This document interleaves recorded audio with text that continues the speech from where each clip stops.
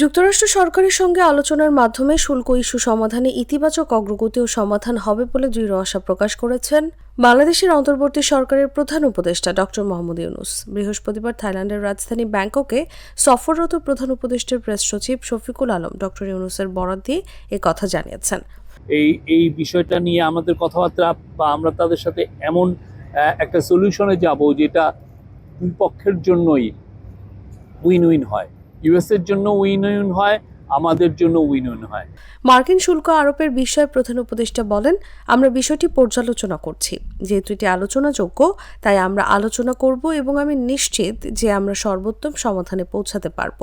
Beginning of conversation US এর তরফ থেকে, তো আর আমরা এটা যাচাই বাছাই করছি এবং সে অনুযায়ী এমন আমরা মুভগুলো নিচ্ছি যেটার কারণে আমাদের সাথে ইউএস এর আমরা মনে করি যে সামনে সুসম্পর্ক আরো দৃঢ় হবে এবং এমন একটা যুক্তরাষ্ট্র বাংলাদেশি পণ্য আমদানির উপর 37% শুল্ক আরোপের বিষয়ে প্রেস সচিব বলেন, এখনো পুরো বিষয়টি আলোচনা শুরুর পর্যায়ে, আমরা একটি পর্যালোচনা করছি এবং যেসব পদক্ষেপ নিয়েছি তাতে আশাবাদী যে সামনের দিনগুলোতে যুক্তরাষ্ট্রের সঙ্গে আমাদের সম্পর্ক আরো সুদৃঢ় হবে। আমরা এমন একটি সমাধানের দিকে যেতে পারবো যেন উভয় পক্ষের জন্য উইন উইন সিচুয়েশন হয়।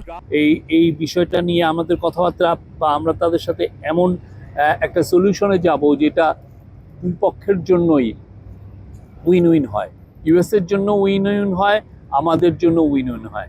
শফিকুল আলম বলেন, আমরা এমন কিছু করব যেন মার্কিন যুক্তরাষ্ট্র বাংলাদেশের উভয় স্বার্থ সংরক্ষণ হয়। এই লক্ষ্যে বাংলাদেশ যুক্তরাষ্ট্রের সঙ্গে যোগাযোগ অব্যাহত রাখছে।